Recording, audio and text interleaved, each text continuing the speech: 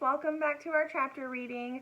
We are starting a new book today. We are starting the book Stuart Little, and this is another book by E.B. White. I hope you guys enjoy it.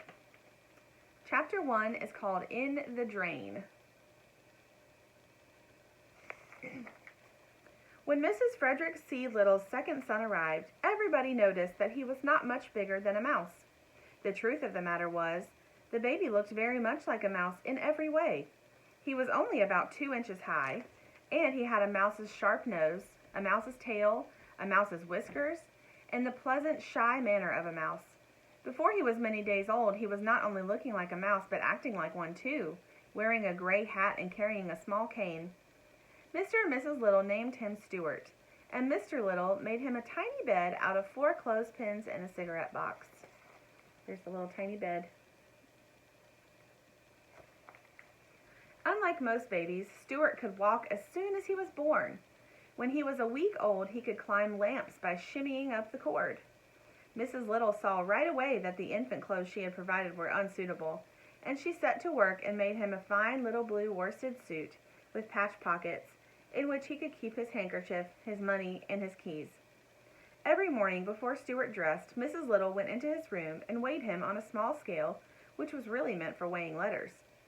At birth, Stuart could have been sent by first-class mail for 3 cents. But his parents preferred to keep him rather than send him away. And when, at the age of a month, he gained only 1/3 of an ounce, his mother was so worried she sent for the doctor. The doctor was delighted with Stuart and said that it was very unusual for an American family to have a mouse. He took Stuart's temperature and found that it was 98.6, which is normal for a mouse. He also examined Stuart's chest and heart and looked into his ears solemnly with a flashlight. Not every doctor can look into a mouse's ears without laughing. Everything seemed to be all right, and Mrs. Little was pleased to get such a good report. "Feed him up," said the doctor cheerfully as he left. There's the doctor giving him his little exam. The home of the Little family was a pleasant place near a park in New York City.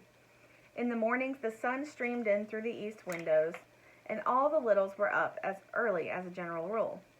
Stuart was a great help to his parents and to his older brother George because of his small size and because he could do things that a mouse can do and was agreeable about doing them.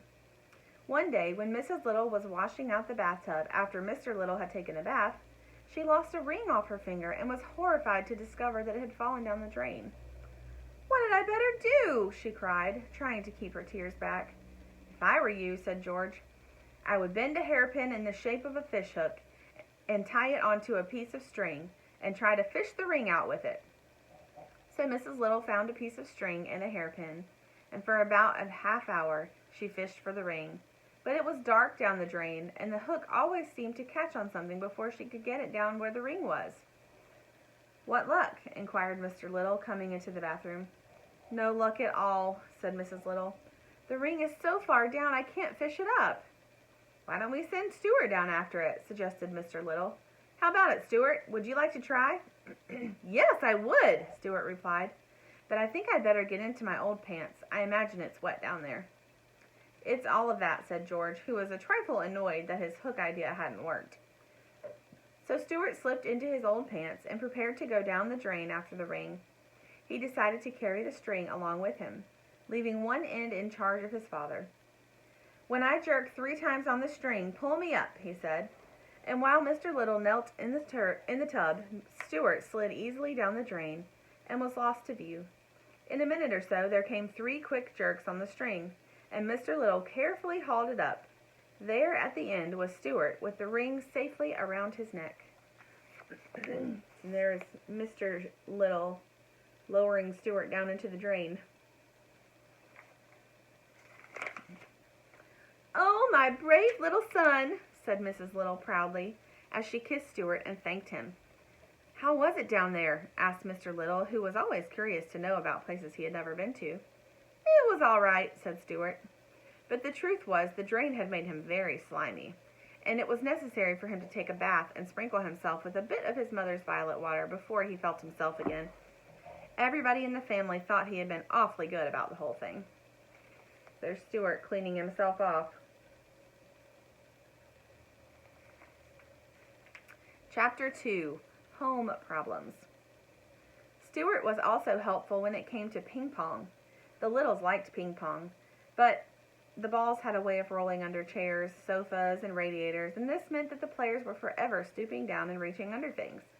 Stuart soon learned to chase balls, and it was a great sight to see him come out from under a hot radiator, pushing a ping pong ball with all his might, the perspiration rolling down his cheeks. The ball, of course, was almost as high as he was, and he had to throw his whole weight against it in order to keep it rolling. The Littles had a grand piano in their living room, which was all right except that one of the keys was a sticky key and didn't work properly. There's Stuart pushing a ping pong ball.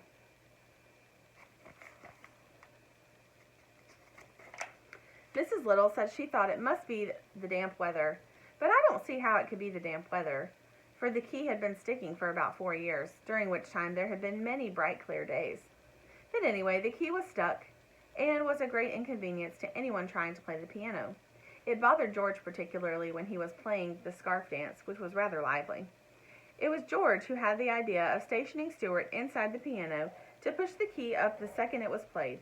This was no easy job for Stuart, as he had to crouch down between the felt hammers so that he wouldn't get hit on the head.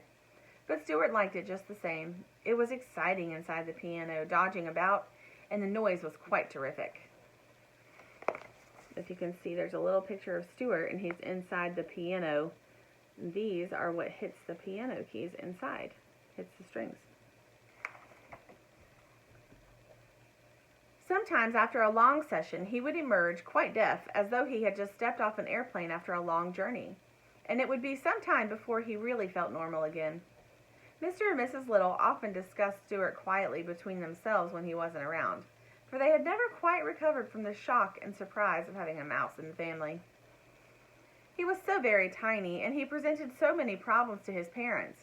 Mr. Little said that for one thing, there must be no references, no mice in their conversations.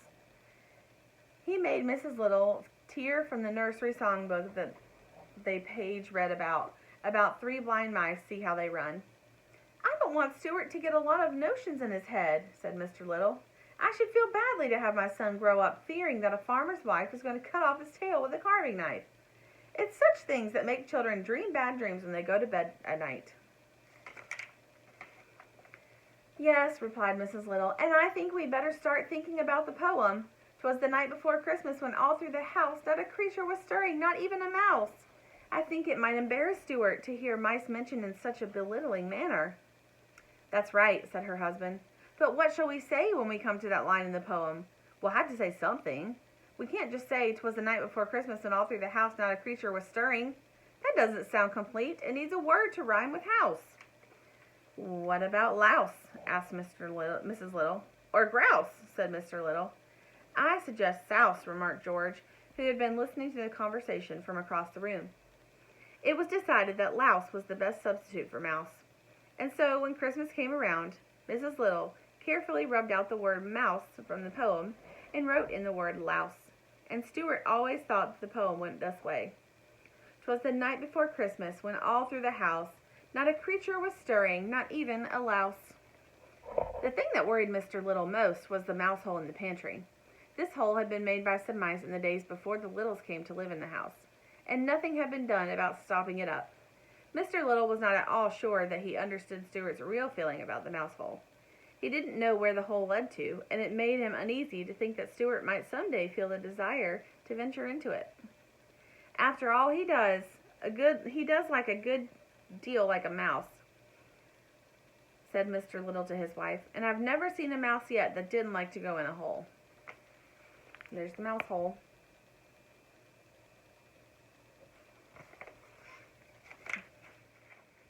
That's the end of chapters 1 and 2. I will see you guys next time, and we'll pick up with chapter 3.